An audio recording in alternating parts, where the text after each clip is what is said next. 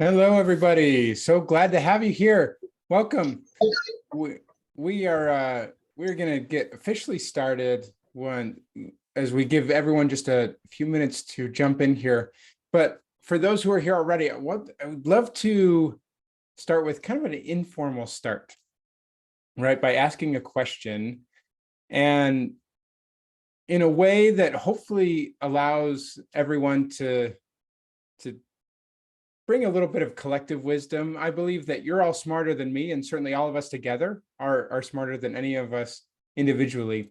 And so actually throughout our conversation today, I'll be tapping into kind of our collective wisdom, and we'll be and be asking you to be a bit more open about things. But I'm curious, just to kind of start things off, if you can share in the chat just an answer to this question in a way that might be helpful to other people here, right?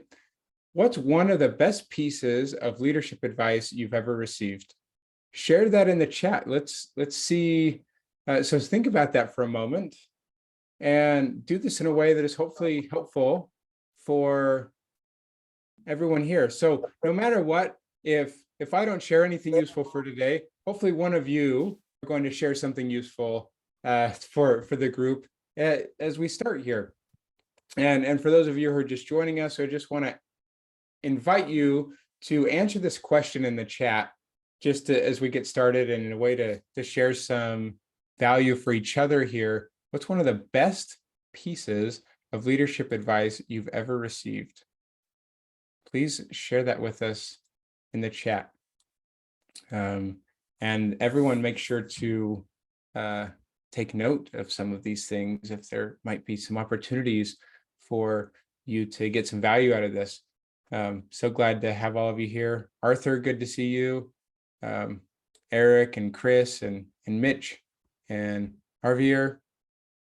Got some great people here. So glad to have you here. So again, answer this question in the chat. All of you are smart people, and maybe you've received leadership advice, or we can change this just a little bit. What's one of the best things a leader has ever done to help you feel valued and connected with them? So Eric has a great thought here: to maximize people's strengths and minimize their weaknesses. That's excellent. Excellent. What other pieces of advice? And by the way, I always love to see faces if I can, to be able to feel like we're actually together. The whole point of this experience and conversation today is to improve connection. And in a virtual setting, my experience is that when we're virtual, we're already at about 50 to 75% energy levels compared to an in-person experience where we're really right there next to each other. So if you can do me a favor, and everyone else who's here a favor, if possible, to show your video. It just feels like there's real people there. So Javier, hopefully I'm saying your name correctly, says receive the advice to train your team to replace you, trading them to allow you more time to improve. That's excellent. It's excellent. So this is good. So if there are any other ideas as we continue forward, then please feel free to share that. But I just want to welcome all of you. So excited to have you. I'm excited. And by the way, I want to do a slight apology. I think some allergies are starting to kick in for me, so I'm not feeling at the top of my game physically right now, and my voice is certainly struggling. I'm losing my voice a little bit, so I'm going to do the very best I can. And also, what I hope to do is get some of you participating and talking during our discussion as well. This will not just be me, the only one who is talking here, because I want this to be an engaging and conversational experience. So as we get started, I've got one more question for you to consider here.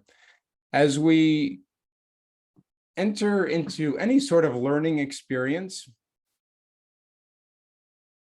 there are usually principles presented and ideas that we take in, but how that looks like and how that gets applied is so different depending on who is the receiver, right? And so all of us have a different context. So I'm curious today, why did you show up and what's your context? What are you trying to get out of this? As I titled this, increasing human connection in engineering teams and how we can differentiate ourselves as a leader in an organization. But what does that really mean to you? What is this context? Are you looking to apply this in your workplace? Are you a leader right now? Are you looking to become a leader? Are you recognizing that there isn't much context in your or connection in your team right now? So I'm looking for one volunteer as we start, just to maybe help everyone feel like, oh yeah, I can relate with that. Would anyone be willing to unmute and share what they feel like their context is for today? What are you hoping to get out of this?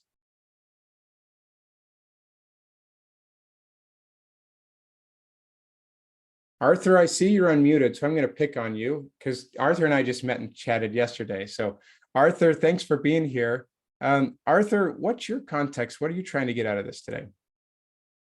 Yeah, first off, I got to say thanks for the invitation, Jeff. I really appreciate that. And yeah, I was in a hurry through my commute to get. I started by phone, but I'm on computer now and I could hear everything you're saying a lot better. So the context for in terms of my interest in this webinar today, as implied by the title, connection. I value connection. I value meeting people, meeting new people, value a conversation. Again, I thank you for that exploratory conversation. And as I have grown in my career, I have learned that it is in these connections that anything is possible. My new job, my new employer was not even through the application process through online, but more through leveraging my connections with the local professional community. So I value that. It's my context. Yeah, very good. And so that's an excellent, and again, yours is going to be different than someone else's. So, as we move through our experience today, I invite all of you to, again, consider your own context and how can you apply any of the ideas that we talk about here today to your own. I want to set my own intentions here so that you are clear on what I'm trying to accomplish for your behalf, I hope. I want to teach and present some ideas to demonstrate the why and the how of connection to help create amazing teams, right? I truly believe that connection is a huge enabler of individuals and teams. In fact, you can think about it at 3 levels: connection to ourselves, connection to the teams and the people we work with, and connection to our organizations or a larger group, right? So how can we, or why do we need to do this, and how can we do it? Now, I've shared my intentions. I want to give you some invitations on your end as we engage here. Number 1, to be present, right? So if you can, remove other distractions, block out any other things that you're doing, and really be here during this experience and during our conversation today, you'll get the most out of it. Number 2 is to be open. I'm going to ask you to engage in the chat, sometimes audibly, as we have some of these discussions, and be open to share some things, and perhaps we might say be known, right, in a different way, because that's one of the things that fuels human connection. Number 3 is to take action. I don't want you to move through our experience today and be like, oh, these are cool ideas, and then do absolutely nothing about it, right? So something should change, and you're the one who gets to decide if that changes. Excuse me. All right. So with that in mind, we talked about a context you might have. I just want you to set an intention, right? What's your intention for the session, right? So share that in the chat. This is an opportunity for you to take number 2 of those invitations to be open. Share your intention in the chat. What are you hoping to do and get out of this? It's a little bit different than the context of what you're trying to apply to. What are you hoping to experience here, perhaps, right?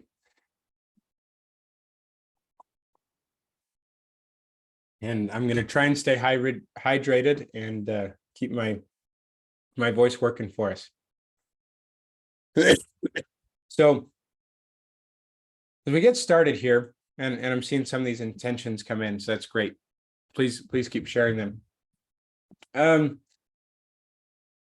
This idea of connection is so critical, important, and more so now in my mind than it ever before. And on so many different levels, we can think about it from an organizational context. We can think about it from a social and health context. In fact, I've shared this with some people and shared this on social media, but recently in the United States anyway, the US Surgeon General put out a large advisory that basically declared loneliness, isolation, and the lack of connection that people are having these days to be at epidemic levels. Okay. And as a Surgeon General, he was thinking about this from a healthcare context, and economically, it costs billions and billions of dollars. Some of the effects on mortality rate consideration. The lack of social connection and loneliness actually has the same mortality rate impact as someone who smokes 15 cigarettes per day. So if someone is feeling isolated or not connected to others, it's a huge impact on someone's health and their life expectancy, right? But we can also think about some of the impacts that we could have in a workplace setting, from people feeling burned out. Hassan said in the chat that loneliness makes people lazy and demotivated. Absolutely. If people are more lonely or disconnected, then they're actually going to be sick more often. So they're going to take more sick days. And so that's going to reduce productivity. If they're not connected, how can you even think about having positive and effective collaboration, right? Because I don't really care about you if we're not really feeling connected to each other, and or I don't feel trusted, and or I don't feel like I trust you. And so all these different aspects here can have huge impact. We're just not there. We think about things like productivity, innovation, and creativity. When people feel connected to each other, all these things go up, right? And even just this idea in a workplace setting or other professional settings. I mean, who has had that experience, who you've been in a crowd or you worked with, been working and talking with people all day, and you've still felt that you're not even seen or understood, or you still feel lonely, right? Who's had that experience? I know I have, right? And it's hard. It's really hard. I had someone I was talking to on the positive side, when we can do this well, right? I had someone I was talking to last week, and he feels like he's really connected with his team. And he told me, he said, I feel like I have connections with the people I'm working with, and that gives me more desire to do my part as part of the team. It's like an extra boost. I don't want to let my friends down, these people that I care about, right? So that was a really positive side. And that's that positive pressure that can actually motivate us because of that connection. So we can think about retention, people staying in a job. Engagement is really low these days. It's only about 33%, about a third of people in the US anyway are engaged in their jobs and in their work, according to a Gallup poll. So this idea of connection, it's better for people, for our health and our well-being, mental and physical health, but it's also better for the bottom line in our organizations and our companies, right? But I'm curious, what do you think? Like, how did we get here in this time in 2023, when we have so many technological things that connect us and connect us across the world and across devices and other things? We have more technological connections than we've ever had in the history of the world, but why is the actual feeling of connection going down and loneliness perhaps going up, right? What do you think? Any ideas? Throw it in the chat, or if I'd like to invite someone to unmute and share your thoughts. Someone said lack of attention span. Yeah, that's an interesting point. Social media certainly doesn't help with that, where we're getting information, just little tiny snippets. So our attention span's really low. How could you expect me to pay attention for more than about 5 seconds? Because that's all I am used to doing. Mitch says we're missing deeper connection, appreciation for people as people, not just workers or coworkers. I love that, Mitch. Javier, I think it's one of the results of COVID. COVID certainly didn't help, as there was increased isolation. Absolutely. Eric talking about technology and remote work too. Yeah, I mean, some of those things enable us to be more connected in some ways. Like, we are connecting in this experience because of technology and remotely. None of us are in the same place. And I see that as a positive, right? But remote work does have its challenges around people feeling connected emotionally, mentally, and pragmatically in the work that they do when they are remote. It's just a challenge. Like a face-to-face meetings and discussions, absolutely. And someone says social media, that people do not think about the person behind the words. So we've sort of diminished the realness of some of those interactions and don't want to foster some of those relationships, right? And so certainly all of these things are a part of this. And think about social media, divisive news sources that are trying to divide people rather than connect them, algorithms that seem to be driving us toward negative things. In some of my discussions in the last few weeks, as I've been having discussions with engineering leaders about this topic, I'm hearing some extra challenges to connection in an organizational setting, like mergers of organizations. Some people are dealing with that.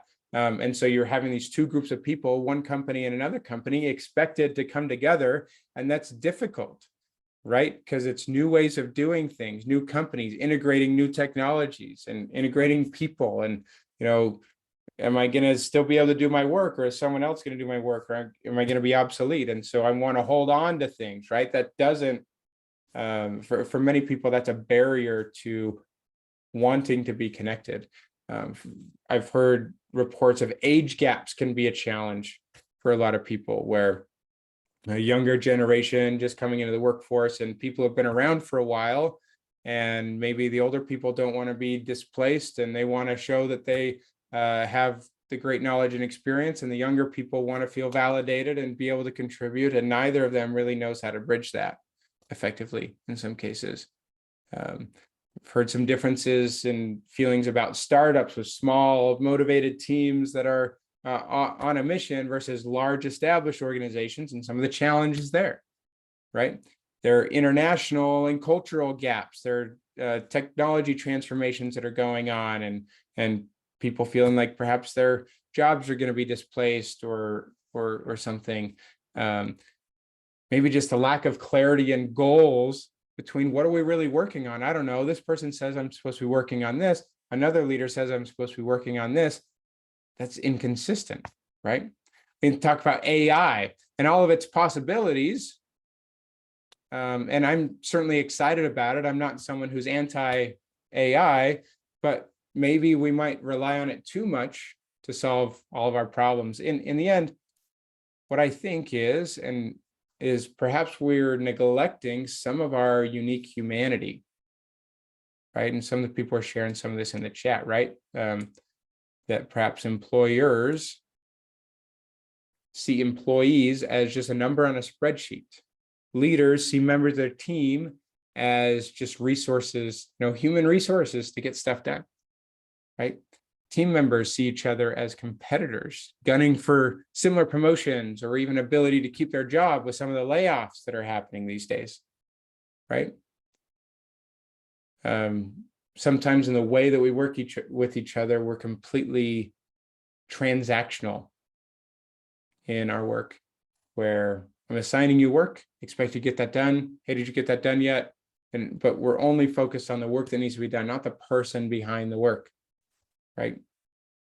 Maybe if we're dealing with customers or clients, we just see them as dollar signs to bring in revenue, right? All of this means that we're seeing people as objects, not really as people and humans, right? And sometimes this might be especially true with engineers and technology professionals, with some of the stereotypes that are associated with us, that we're not social, that we're introverted, we're just book smart, not great communicators. You know, some of these classic engineering stereotypes that are just frankly not helpful. So I'm curious for you to answer again. Provided a lot of examples that I've seen and heard from people. How have you been kind of put in a box in some way of kind of, you know, just say, go do your thing, or this is who you are and what you do, and where you're not feeling like people are really seeing the true value of who you are as a person, right? How have you experienced that, right? Share in the chat, or I'd love to have at least one person be willing to share with us audibly and unmute here. Anyone willing to do that?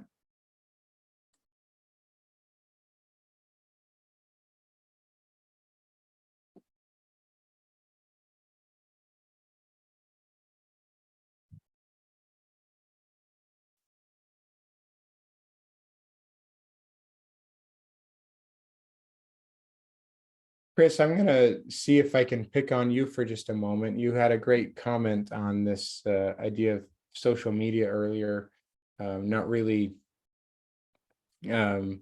establishing true connection.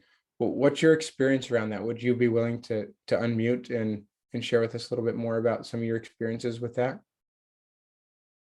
Sure. Not really in the work context, but That's fine. you know, like with Twitter or Facebook or whatnot. Yeah. It's just you're scrolling through and there's a lot of virtual comments and things on Yeah. genuine information, and it's just like there's no feedback. There's no thought that there's a person behind the screen, person behind the Mhm. tweet. It's just a random comment and a move on, and Yeah. it's not really fostering any sort of connection or relationship. It's just somebody wants their 2 cents and doesn't really think that it's almost robotic in nature. Yeah, for sure.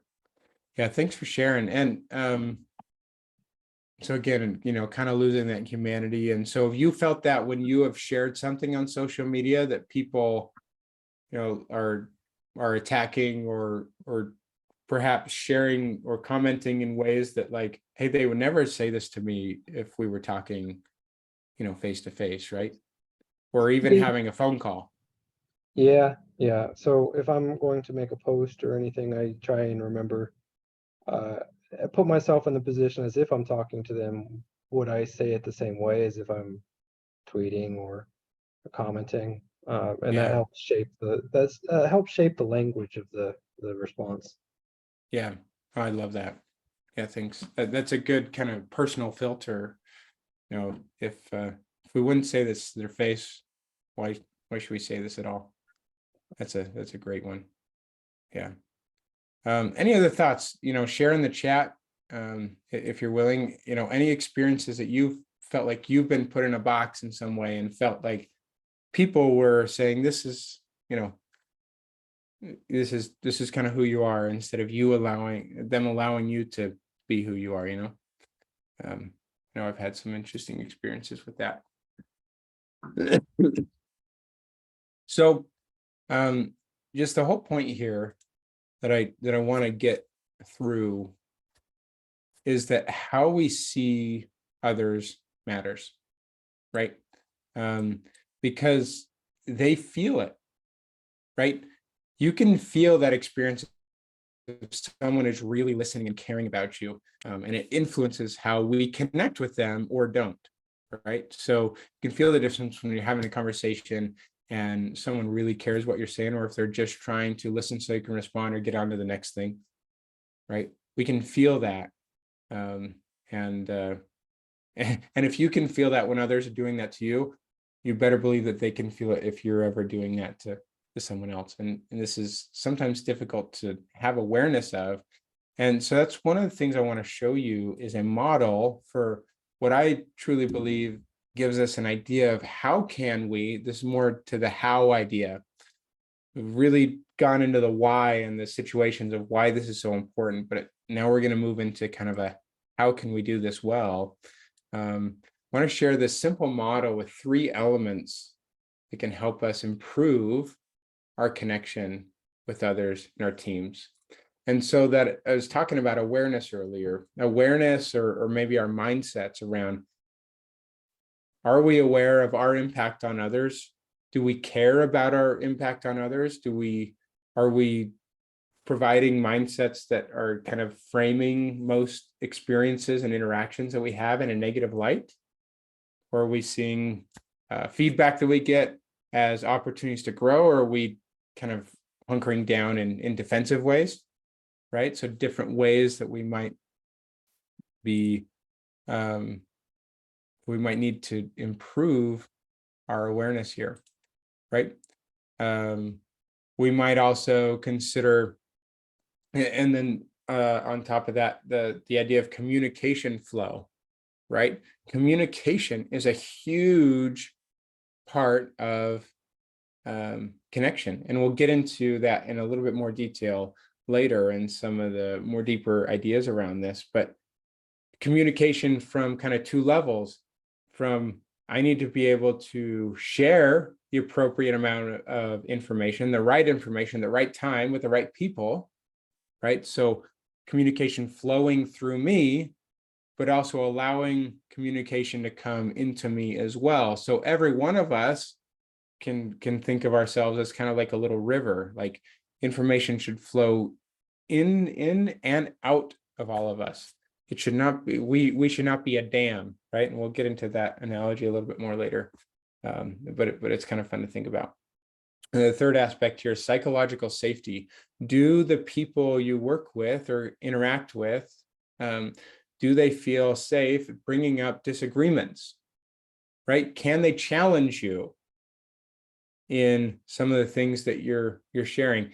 If so, that's a good thing. Now, that doesn't mean that we should be making everyone comfortable all the time. We should still put appropriate positive pressure, right? Because if people get too complacent, that's not good either. The right amount of stress is a good thing, but psychological safety, where people feel safe to take risks, to go out and try something new, to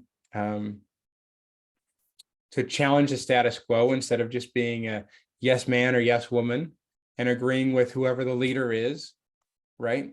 That's a great indication of a positive team where good things are happening, right? So, and when you put these 3 things together, me personally and collectively, we are aware. Me personally and collectively have a good flow of communication, and me personally and collectively support psychological safety in all of our interactions. At the center there, in that intersection, lies positive connection. So I want to do just one or suggest just one activity and tool and principle, kind of all rolled into one, that we can use to promote an increased level of connection. This is just one example. We don't have time to get into all of them, but it's just one. And it's the idea of empathetic listening. Now, as I frame this, it's important to recognize the difference between different levels of listening. You know, we've all seen people who are listening just to respond or not listening at all, right? The idea of, or principle or activity of active listening gets promoted a lot, where I can really actively consider, what are you saying? And I want to, and I might even repeat back some of the things that you're sharing to make sure that I'm truly understanding. And that's good, that's positive. Empathetic listening is kind of the next level above that, where we can ask a great question and we make sure that we hold that space and listen for not just what words they say, but what they're actually feeling when they say it, right? So we actually feel that emotional connection with that. And so the way that we ask and listen and reflect back impacts all three of those factors of connection. Actually, the awareness that you're aware of what they're doing, you're helping that communication flow, and you're promoting that element of psychological safety.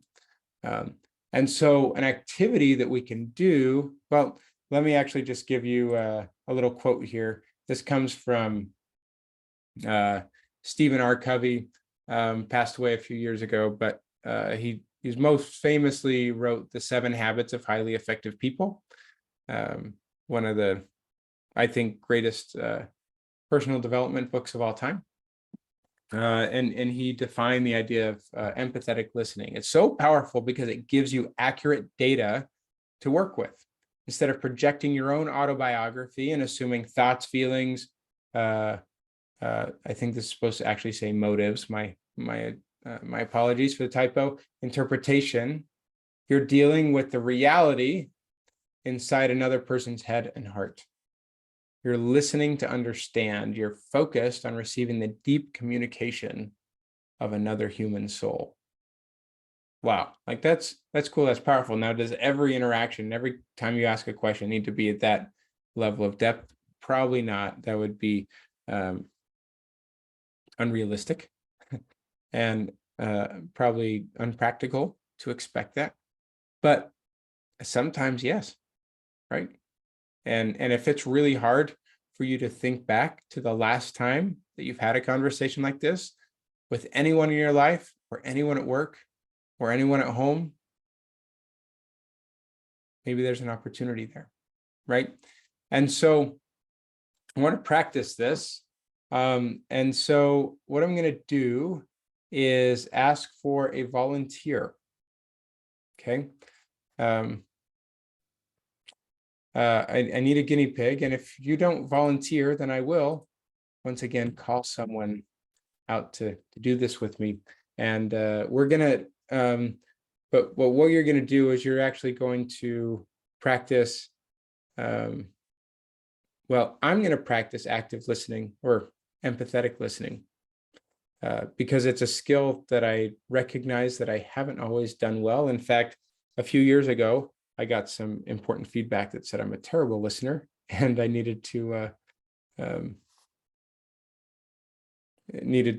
make some changes there. So I've been working on this. So I'm going to practice this, but that means that someone needs to be willing to share a little bit more. Share some things with the group. So any volunteers who's willing to be a guinea pig for us tonight?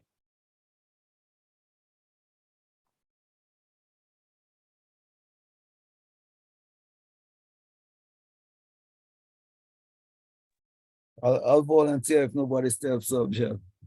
You got it, Arthur. You're the man. All right. So I'm going to make sure we get you here. So Arthur, what I want to do is I'm going to ask you a question, and we're just going to have this conversation. Okay. And I'm going to give you some space to answer, and I'm going to see if I can really, kind of attend to not just the words that you're saying, but what you're really feeling as you do this. So I'll put the question up here. Arthur, what is one thing or situation that really scares you? That's a tough question. Yeah. Because I don't want to get too philosophical. I don't feel not that I'm invincible, but I try not to be fearful in my ventures. But I'd say one thing that makes me cautious or apprehensive is It's easy to say. It's simply dealing with money, whether it's my money in situations or negotiations. Like I'm looking for a new car right now. I'm going through certain negotiations.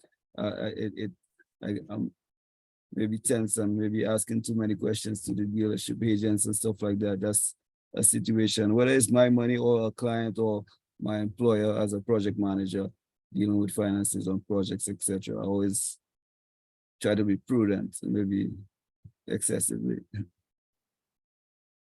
Okay, that's great. So what is it about dealing with money in these different contexts, these different situations really, what is it about that scares you? Where does the fear come in?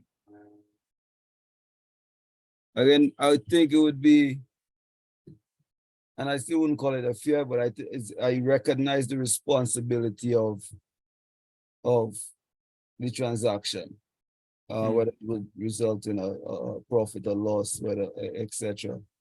Also, like especially in the context of a project, you're gonna try not to lose money.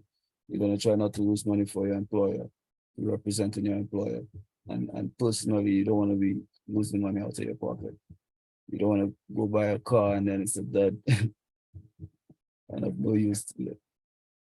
Yeah. So you feel so if I'm understanding this, you feel this positive, but for you, it's, at least in this case, it may or may not be as much of a fear and that you're scared, but you feel this level of responsibility that you really care about doing what's right by you. And in the case of a project that you're delivering for your company, you want to make sure that you're taking responsibility for for what you're trying to accomplish and not being wasteful with the time and financial resources and other things that are entrusted to you. Indeed, a key word you said earlier was awareness. I think it's Yeah. awareness of that responsibility, awareness of what's at stake. Yeah. And are there any things around dealing with money, like where did you learn this desire to be prudent with these resources? Where does that come from for I you? think it have to stem from childhood. Yeah. Yeah, from childhood, from the influence of my parents. From I think that's naturally as you grow, you acquire these things, whether consciously or subconsciously. Yeah. Yes, certainly. Okay, great. Well, Arthur, everyone give Arthur a round of applause. You've been an excellent guinea pig here. I want to thank you for doing this. And I feel that in just a couple of minutes, I feel I have at least a little bit more insight into who Arthur is as a person and some of the things he cares about. And this was one very simple question that Arthur could decide how personal or not he wanted to be, right? And I just had an opportunity to try and get to know him a little bit better. And so all I want to do is suggest this as one opportunity in one-on-one settings and other things to ask great questions, to perhaps have conversation with people with no other agenda than seeking to understand and learn more about them. Just like the principle from Stephen Covey to seek first to understand, then to be understood. Arthur, did you have your hand raised there? Did you have another comment on this? Yeah, I could have waited. I didn't want to kill your flow. No, it's But great. it was on an image you had on screen previously, the showing the intersection of awareness and psychological safety. That one, right, communication flow and psychological safety. And you may be getting to it. I'm trying to see again context. Are you thinking of, because you mentioned I have to be psychologically safe. Yes. And the group or the people I'm communicating with have to be psychologically safe. Not to digress too far, I'm just trying to understand, how do we become psychologically safe? Is that an environmental thing? Is that an external factor? Or is that a decision each individual have to make personally? Yeah, that's a great question. We could do a whole session on psychological safety, I'm sure. Some of the best, if you want to dive deeper into that idea, just a couple of resources I would suggest. One is some of the best research that's been done about it is done by a woman by the name of Amy Edmondson.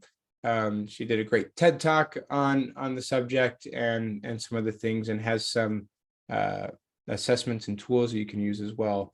One of the reasons why this gets brought up, or one of the places this was validated in a workplace setting, for anyone that's familiar, is if a number of years ago, Google, who's big on using data, right, did a large data project to harness data around their best performing teams in the organization and the different factors that led to great performing teams.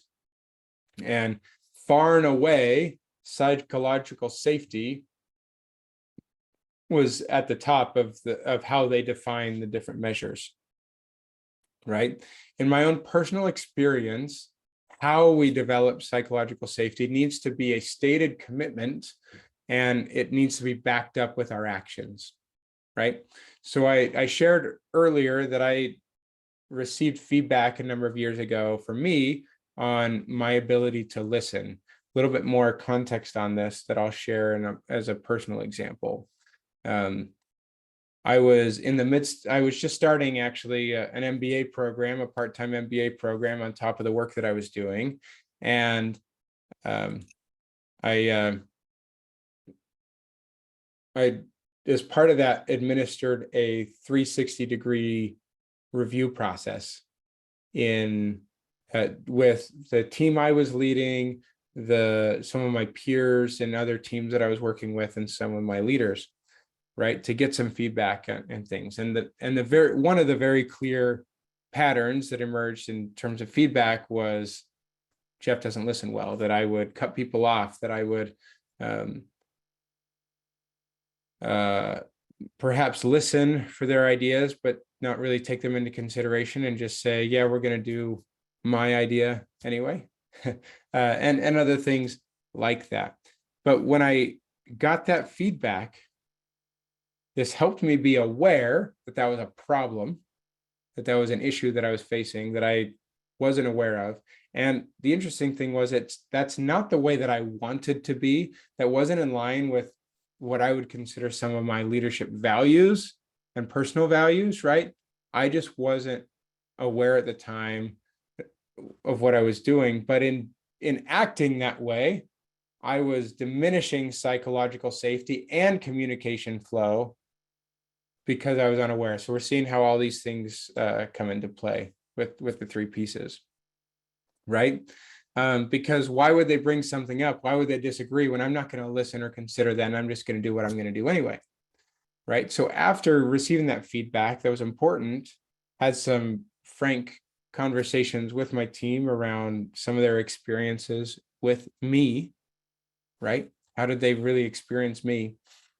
And made some commitments to them that I was going to work to change. Now, did I think, or did they think that I was going to be perfect at that? Not for a second, but we did a few things. We had a whiteboard in our team area. We were working co-located at the time, and we put the word listen in the corner of the whiteboard in bold writing as a reminder.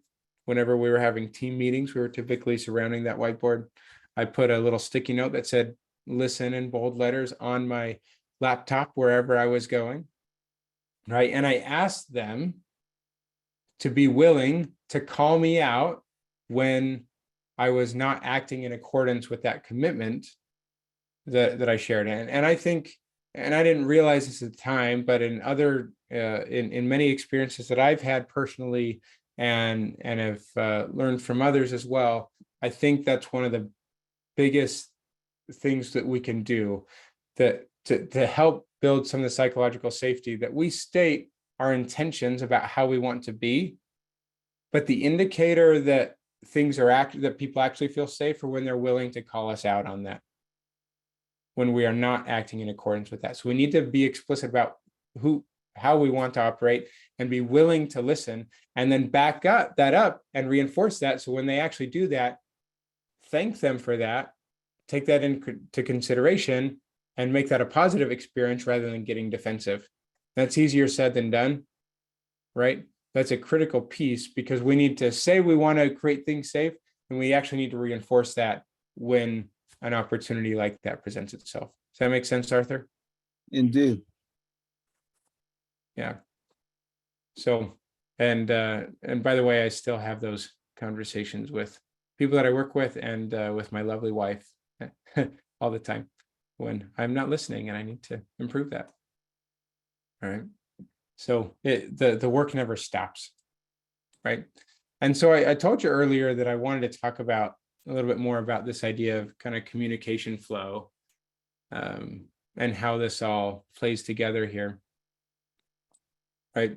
So I created this little a simple little diagram here to kind of connect a metaphor of a river, right? A flowing river. River is flowing. It's we might call it living water that isn't stagnant, right? We need to keep the flow going. It's fueled, or the inflow is like the why, the purpose of what we're trying to communicate. But on the two banks are these two ideas of listening and sharing. And some people are more one way or the other. Like some people are great listeners, but they're really hesitant to share anything, right? Other people, like me, are pretty quick to share stuff, but not great listeners, right? And that's okay, whichever one we are more inclined to, but being in the flow means we need to have this balance, and we need to have both of them, right? Because again, to continue with the analogy, we don't want to create a communication flow dam, right? At any point, we don't want to be that dam. And so, think about this for yourself. Be a little reflective to get some more awareness around this, right? Which do you think of those two, the listening or the sharing, do you need to work on more? Throw that in the chat. State that publicly and be open about that. Do you need to be better at listening, or do you need to be better at sharing? And then perhaps for yourself, think about why. And then I would invite you to make a commitment to improve and do something differently in the next few days. Here we are on Wednesday. Got a couple more days of the week before we go into a long weekend for most people in the United States with Memorial Day next Monday. So you got a couple more days before we finish this week. Can you take an action that would help you be a better listener, or to more confidently share information that would help other people instead of keeping it to yourself, right? So either way, make a commitment to do something, and then that is going to help improve this connection that you feel, and that others feel towards you because you're willing to do that. I know that. So, all right, I want to start wrapping things up here. You've all been wonderful. But I would just want to ask, as we've shared a lot of ideas and principles here, but I want to give you an invitation as we start to finish up, to just kind of consider what has changed, what, if anything, has changed for you because of this session. Sort of invited you, wanted you to take some action after the fact. And so, and invited you to set an intention. Well, now I'm giving you an opportunity to set an intention after the fact, right? So perhaps the way you see yourself has changed, or something you believe, or something that you will commit to do. So I want you to write a stated shift or something that you want to take from this in a sentence that starts with one of these three things: I will, I believe, or I am, right? And in doing so, and you can keep this to yourself perhaps, or if you want to share it in the chat, you're welcome to, and I'd welcome that. But in doing so, this will help you solidify your commitment to yourself about what's going to change after this, if anything. And I truly hope that you're taking something here that's been helpful. And obviously there's so much more that we could get into with any one of these topics. this was just, and this is a different way than I presented before. And so I hope you liked it. I'd love any feedback from you. But if you're wondering kind of where do we go from here, if I'm interested in, okay, there's so much more to this. I want to figure this out a little bit more. That I am in the midst of, or I've created a number of programs to help take this further in a number of different ways, right? I do coaching and training and facilitation with groups and speaking. And I would love if there's an opportunity for you personally or your organization or any organization that you work with to have a conversation about what it would look like for us to perhaps help you improve connection in your workplace, in your teams, and in your organization, so that you can get some of the results that we were talking about earlier, increased innovation, productivity, and creativity and collaboration in your organization. So if you'd like to continue the conversation, it's quite easy. We can just schedule a brief call to have this conversation at morethaneng.com/schedule call. I'll throw the link in the chat, and anyone can copy and paste that, and we can schedule a call, and you'll have some time with me, right? And so I really appreciate the opportunity that I had to share this time with you and be together. So we've got a little bit more time as we finish this up here, but please, I hope to have the opportunity to talk with more of you around this, and what'll be about 30 minutes. And I'm going to ask you a bunch of questions about what's going on with you, and then we'll design something and talk about ways that we could work together. So as we've got a little bit more time here before we end off, I want to again tap into your curiosity, and I want to and I'd love to, usually we do a little bit of Q&A at the end, and instead of having maybe one person say, hey, here's my question, and then we dominate the whole time with one person's question. I want to do this a little bit differently, tap into the curiosity of everyone. I want everyone to share a question that if we were to have a Q&A with you personally, what would you want to ask about with regards to this topic here? So share a question in the chat that you're thinking about after some of the things that we've talked about here today. And then we will allow the group to kind of consider, okay, what question do we want to answer? So invite everyone to come up with at least one question. Get curious about the ideas here, and share with us a question in the chat, if you can.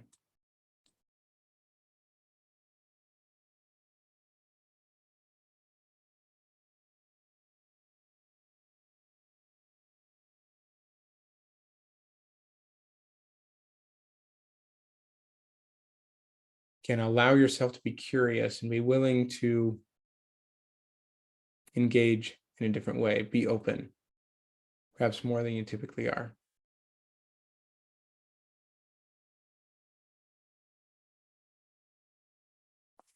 To cite a different researcher around some of these ideas, I really love, well, some of these questions are coming. I really love the work of Brene Brown that she's done on shame and vulnerability, and it really does take for us to feel connected, increased vulnerability, and someone did have a great, on another note, someone had a great suggestion in the chat. If anyone wants to connect after the session, please share your LinkedIn account links in the chat, and happy to facilitate that. Absolutely. But Eric's got a good question here. People feel, if you're looking at the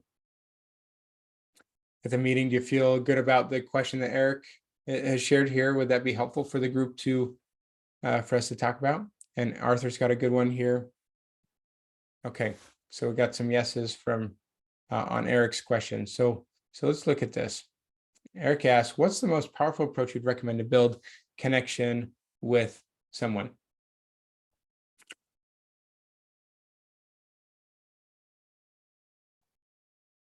Again, context is important, but I can't imagine, well, there's absolutely, the simplest is to do kind of what Arthur and I did earlier, to really just have an in-depth conversation. Too many of our conversations at work, like, hey, how you doing? How's the weather? You know, or maybe if it's someone new, hey, what's your name? Where are you from? What do you do? Right? Okay, cool. Like I learned a little bit more about what your work is, right? But I didn't really get to know the person. Ask great questions that get to help know the person. I was talking to another friend just a couple nights ago, and he's a manager, and his manager, who usually runs a team meeting, is out on maternity leave, and so it kind of fell to him to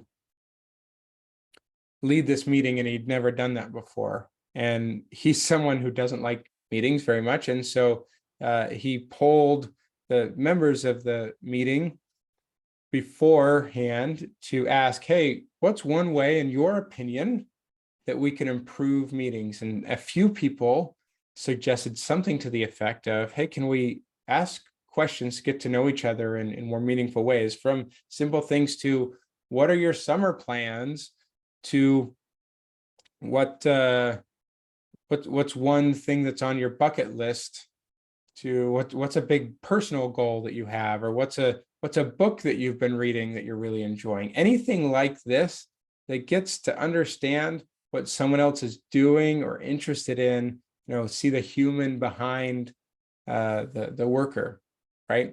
And so you can do this at a group level to have some of those conversations. And certainly when you're in a one-on-one conversation, how can we truly feel like we can connect to people instead of feel like things are transactional? So hopefully that's helpful. I think just improving the level of questions that we ask people, and then giving that space to listen, is one of the best things we can do. Right. Arthur's got a good question here. I've heard the term connection speed. Can you speak a bit about what it is and how it may apply to our discussion today? Arthur, I have not heard the term connection speed. So what do you know about this that I don't know? It was came up in a conversation, and also in a book I read, in terms of, well, from a business perspective, not necessarily engineering specific, but a business perspective in terms of networking. It's like teaching how to network, and it's implied that the value of how fast you connect with somebody is valuable in terms of making the connection. Right. Yeah. So, I mean, using a related term, I mean, you can think about how, I mean, I'm not an expert, and this is a new term for me, but I do believe that connection improves speed, right? So if we can connect deeply, intentionally, in a faster way, then that improved and faster connection is going to improve the other outputs and outcomes that we're looking to create, right? So your context was a networking context. If I can really feel like you and I just chatted earlier this week, and now we're having this conversation, our connection as people, I feel a lot more connected to Arthur than a number of people that I've had initial conversations with, because you've invested with me. You came to this workshop, and now we're continuing our conversation. So now my understanding of who Arthur is improving, and our speed of connection. There might be even more opportunities for us to collaborate and engage in different ways, because I feel like I now value Arthur on a different level than I did just a few days ago when I didn't know you. And hopefully you feel the same for me. So that speed of anything that we might collaborate with on has certainly increased comparatively, right? And we could, and that's in a networking context, but if a team feels more connected to each other, that increased speed of creativity and collaboration with what they can do, because they're safe to bring up ideas, they're reinforced in their work, and their increased pressure and desire to contribute to the team is increased, so innovation goes up, right? So the speed of their output is going to improve as well. So I think that's very reasonable to make that assumption there. So anyway, those are just some of my thoughts on this, Arthur. Hopefully that's helpful for you. Yeah, I appreciate how you shared it, how you articulated it in a practical sense. Yeah, very good. All right, everyone. Well, we're kind of at time here. I just want to thank you again for being here. Thanks for the engagement, the thoughts in the chat, for the conversations here. And again, I would love to engage with any of you after the fact. If we can set up another time to chat, please reach out. If you want to do that on LinkedIn or email, I'd love to continue the conversation and the connection with any one of you after today. Thanks so much, and we'll be in touch, and hopefully we'll see you soon. Take care. Thank you. It's on and out. Cheers.